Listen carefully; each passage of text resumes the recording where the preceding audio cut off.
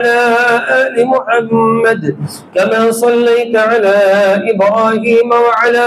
آل إبراهيم إنك حميد مجيد اللهم بارك على محمد وعلى آل محمد كما باركت على إبراهيم وعلى آل إبراهيم إنك حميد مجيد رب اشرح لي صدري ويسر لي أمري واحلل عقدة من لساني يفقهوا قولي رب يسر ولا تعسر وتمم بالخير أعوذ بالله السميع العليم من الشيطان الرجيم من همزه ونفخه ونفثه بسم الله الرحمن الرحيم إذ قال له ربه أسلم قال أسلمت لرب العالمين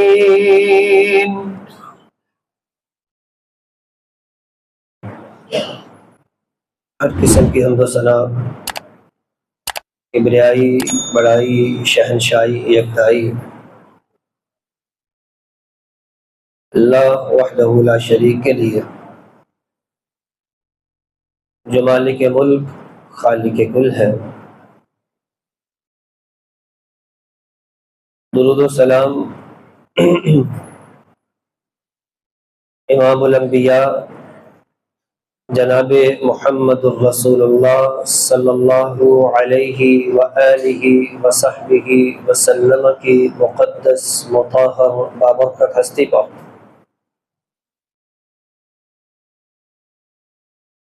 جنہوں نے اپنے جد امجد حضرت ابراہیم علیہ السلام کو بھی زندگی میں عملی نمونہ قرار دے دیا ہے.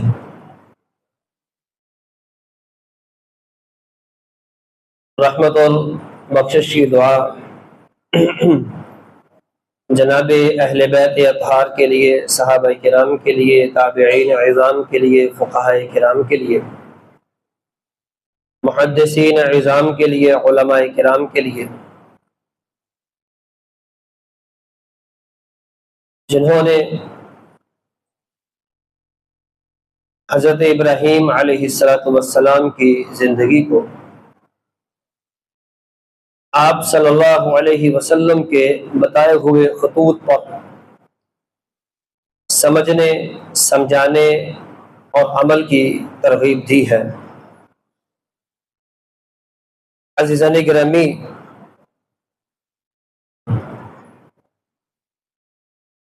اللہ کی توفیق اور اس کے خاص فضل و احسان سے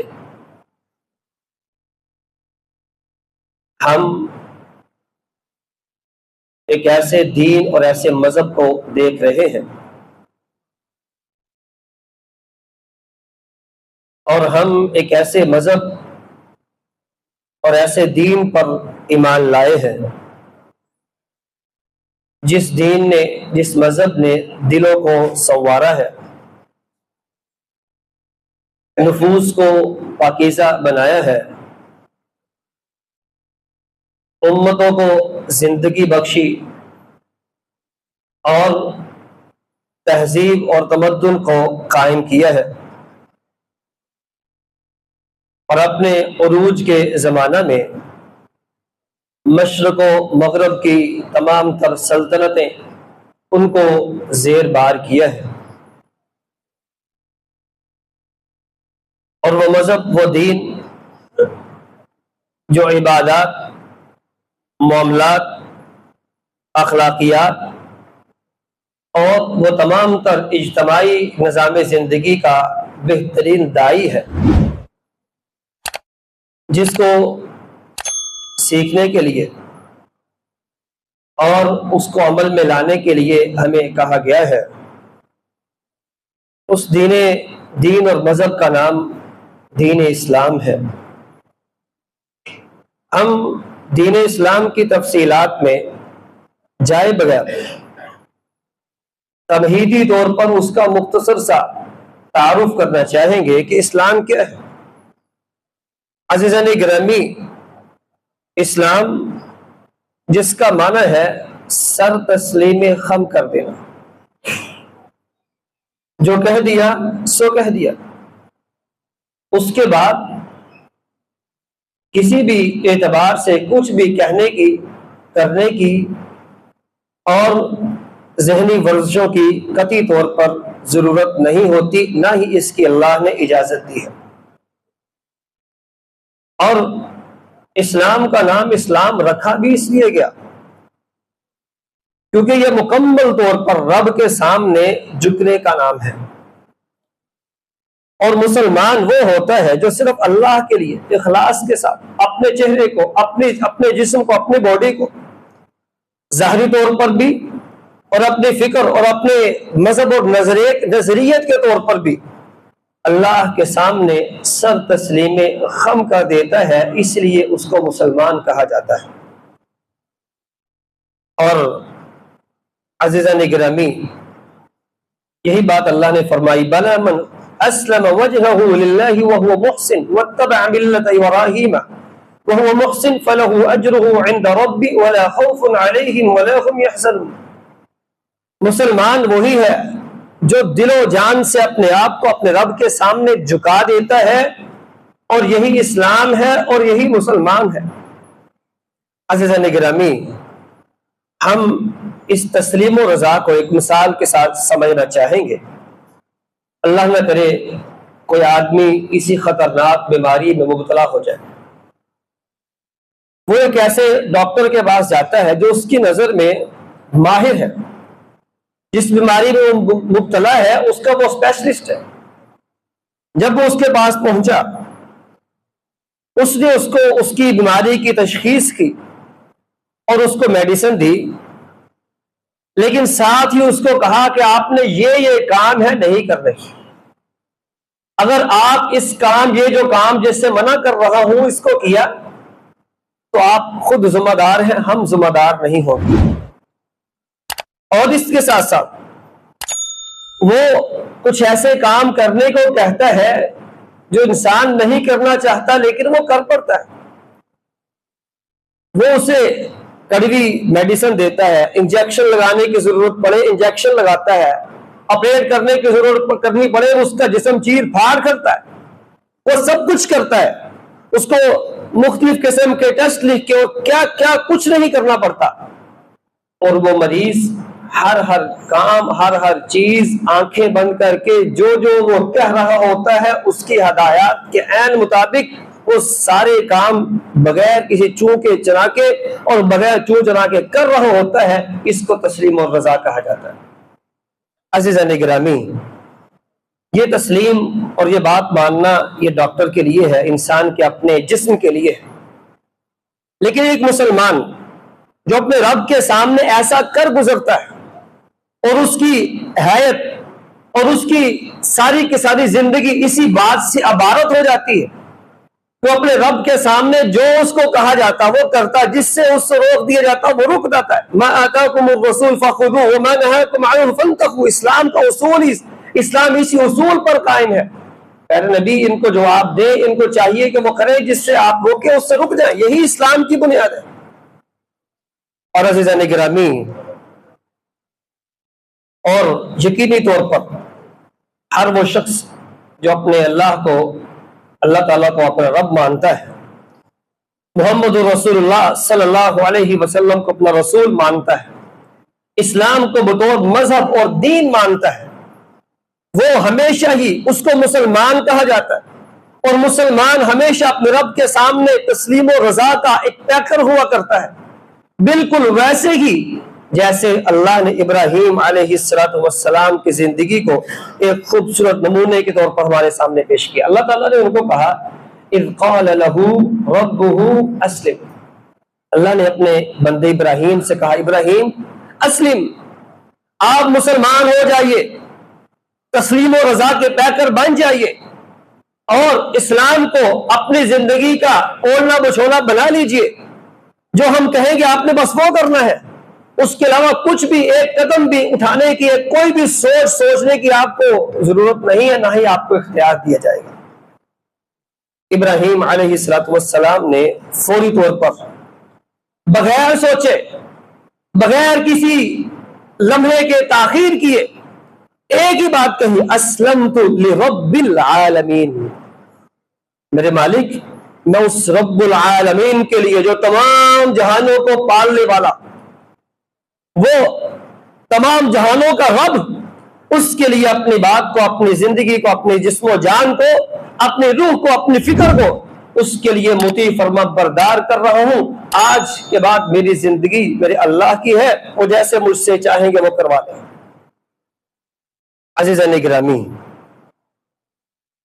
اسلام اسی بات کا نام ہے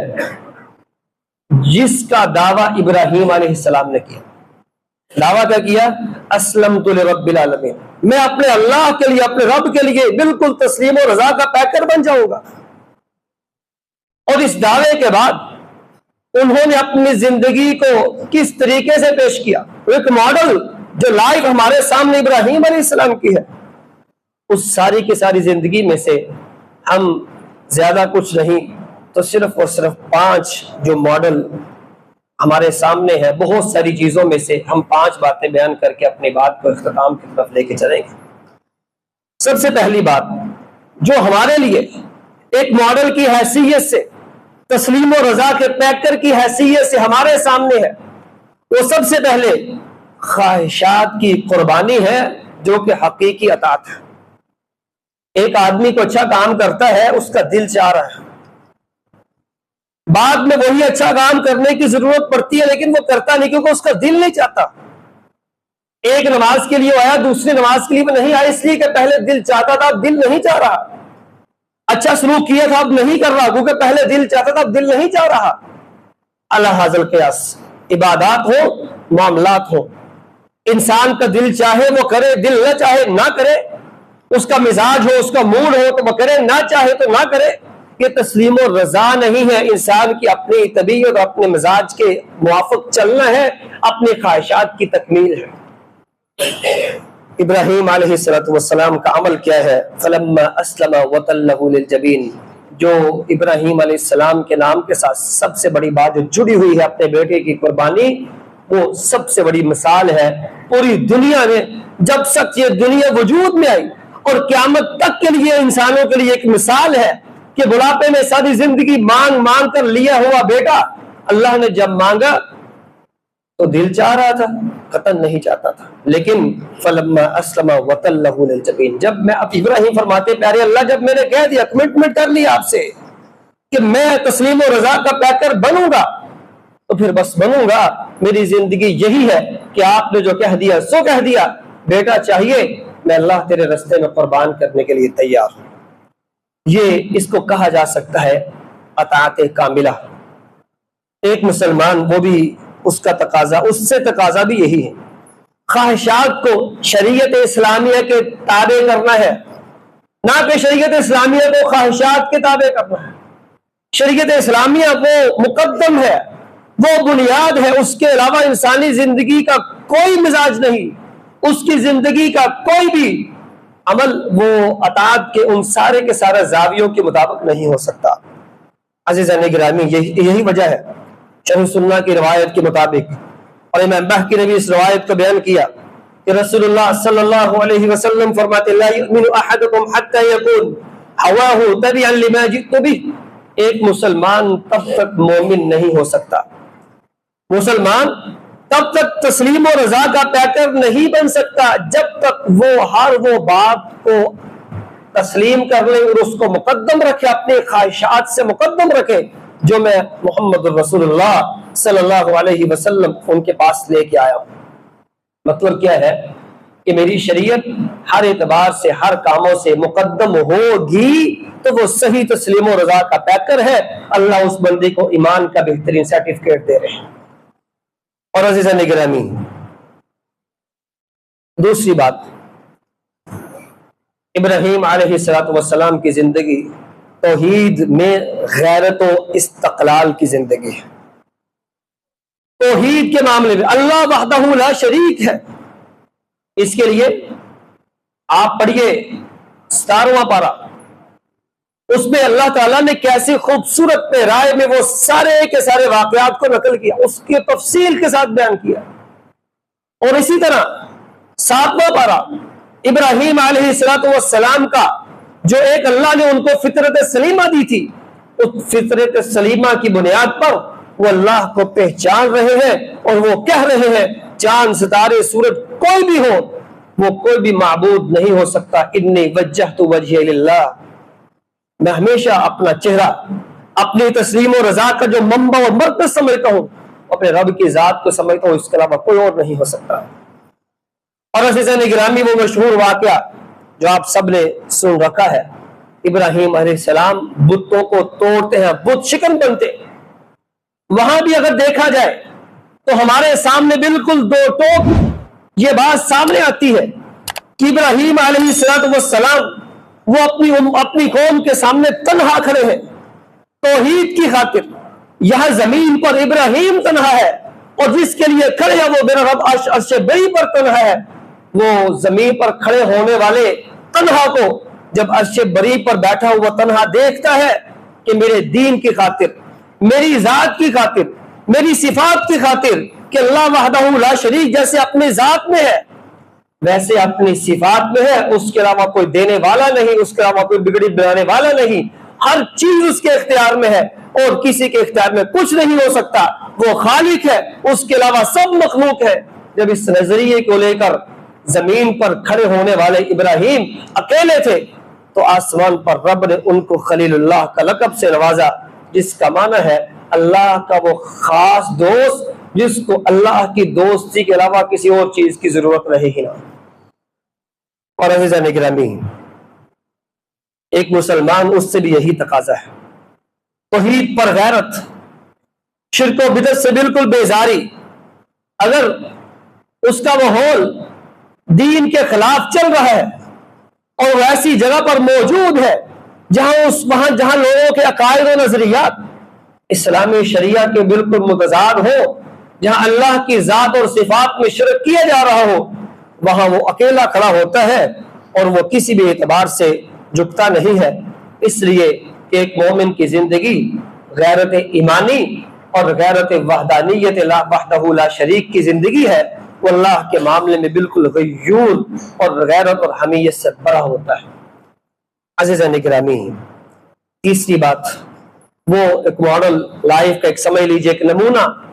جو ابراہیم علیہ السلام نے ہمیں سکھایا ہے، وہ دعوت دین، اس میں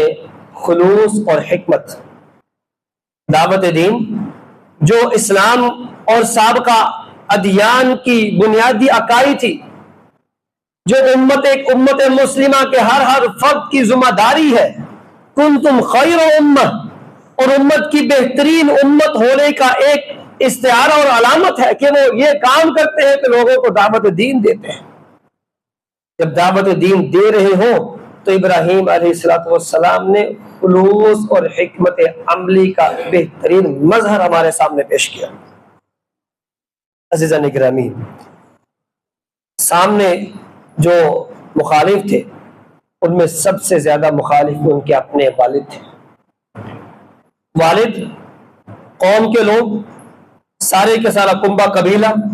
ایون کے ساری ریاست وہ ابراہیم کی مخالفت میں ہے کہ آپ یہ جو دعوت دیتے ہیں ہمارے معبودان کو جو باطل کہتے ہیں ہم اس کو تسلیم نہیں کر سکتے. عزیزان گرامی اس دعوت کے سارے منہج کو اگر انسان کو سمجھنا چاہتا ہے تو پھر اس کو 16واں پارہ سورۃ مریم کی ان آیات کی تلاوت کرنا ہوگی، اس کے ترجمہ و تفسیر کی گہرائیوں میں اترنا ہوگا، جس میں ایک بیٹا اپنے والد کے سامنے ہے. بیٹا وقت کا نبی ہے، خلیل اللہ ہے، اپنے والد کو بڑے محبت سے یا ابت لم تعبد ما لا يسمع ولا يبصر ولا يغني عنك شيئا، میرے بابا، میرے پیارے بابا مجھے بتائیے جو آپ بت خود ہاتھ سے گڑھ رہے ہیں یہ اپنا خود نہیں کر سکتے، آپ کا کیسے کر سکتے ہیں؟ اور ایک مکمل تفصیل ہے دلائل کی، جس میں وہ ثابت کرتے میرے پیارے بابا ایسا نہیں ہو سکتا جیسے آپ سوچتے ہیں۔ حقیقت یہ ہے آپ کو شیطان نے اتنا بہکا دیا ہے، لا تعبد الشیطان، میرے بابا شیطان کی پیروی نہ کرے، اس کی بات نہ مانے، وہ انسان کا سب سے بڑا دشمن ہے۔ اس ساری باتوں کے جواب میں پتہ کیا ملا؟ والد نے گھر سے نکالا اور جاتے جاتے جب بچوں کو گھر سے الوداع کیا جاتا ہے دعاؤں کے ساتھ، خوبصورت احساسات کے ساتھ، لیکن آج ابراہیم اپنے گھر سے الوداع ہو رہے ہیں، دھکے مل رہے ہیں، اور ساتھ یہ جاتے جاتے کانوں میں آواز پڑ رہی ہے، لَأَرْجُمَنَّكَ وَاهْجُرْنِي مَلِيًّا، ابراہیم اگر تو باز نہ آیا تجھے پتھر مار مار کے دنیا سے ختم کر دوں گا۔ اس سب کے بعد پتہ کیا کہا؟ قال السلام علیک ساستغفر، میرے بابا میں پھر بھی آپ پر سلامتی کی دعائیں بھی کروں گا، آپ پر سلامتی بھی ہو، آپ کے لیے اللہ سے استغفار بھی کروں گا۔ میرے پیارے بابا آپ کے میرے استغفار کی بدولت اگر آپ کا کچھ ہو سکا تو میں ضرور استغفار کروں گا، اگر رب نے نہ روکا تو استغفار کا سلسلہ یہ جاری رہے گا۔ عزیزان گرامی، مسلمان کا تقاضا وہ کیا ہے؟ وہ اس نظریے پر کبھی قائم نہیں رہتا کہ اپنا چھڈو نہ کسی نے چھیڑو نہ، وہ کبھی اس نظریے پر قائم نہیں رہ سکتا۔ وہ ہمیشہ یہ بات یاد رکھتا ہے کہ اللہ نے مسلمان کو یہاں پر خلیفہ بنایا ہے، اور خلیفہ کا مطلب یہ ہوتا ہے کہ ایک وہ دنیا میں اللہ کا پیغام سنانے کے لیے اللہ کی نمائندگی کر رہا ہے۔ اور آج ہم مسلمان جو دنیاوی معاملات میں عام راہ چلتی چیزوں میں مسلمان کے نقصان کو بچانے کے لیے اس کی کوشش میں لگے رہتے ہیں، وہی مسلمان اپنے مسلمان بھائی کو سریغاً جہنم میں جاتا دیکھ کر بھی نظریں چراتا ہے، اس لیے کہ میں تو ٹھیک ہوں نا۔ خود بنے انحصار کر کے اس پر قناعت اختیار کر لینا ایک مسلمان کا وطیرہ نہیں ہے۔ ابراہیم علیہ السلام ان کی زندگی ہمارے سامنے ہے۔ عزیزان گرامی، اس کے ساتھ ساتھ چوتھا پوائنٹ جو ابراہیم علیہ السلام کی سنت اور سیرت سے ہمیں ملتا ہے، ابراہیم علیہ السلام کی دعائیں اللہ نے قرآن مجید میں جا بجا ذکر کی۔ واللہ العظیم ان کی دعاؤں میں ان کی اولاد کے لیے جو خوبصورت الفاظ ہیں شاید ہمیں کہیں اور ملے۔ رب اجعلنی مقیم الصلاۃ ومن ذریتی، میرے اللہ مجھے نماز قائم کرنے والا بنا، میری اولاد کو بھی بنا۔ اور پھر کیا کہا؟ وَإِذِ ابْتَلَىٰ إِبْرَاهِيمَ رَبُّهُ بِكَلِمَاتٍ فَأَتَمَّهُنَّ قَالَ إِنِّي جَاعِلُكَ لِلنَّاسِ إِمَامًا، میرے ابراہیم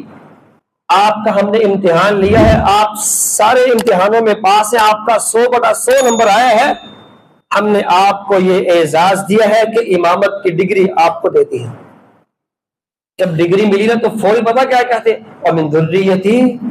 میرے اللہ میری اولاد کو بھی ملے گی نا۔ قَالَ إِنِّي جَاعِلُكَ لِلنَّاسِ إِمَامًا قَالَ وَمِن ذُرِّيَّتِي قَالَ لَا يَنَالُ عَهْدِ الظَّالِمِينَ، اللہ فرماتے ہیں جو اہل نہیں ہوں گے ان کو نہیں ملے گی، باقی سب کو مل جائے گی۔ عزیزان گرامی، اور ربنا وارنا مناسکنا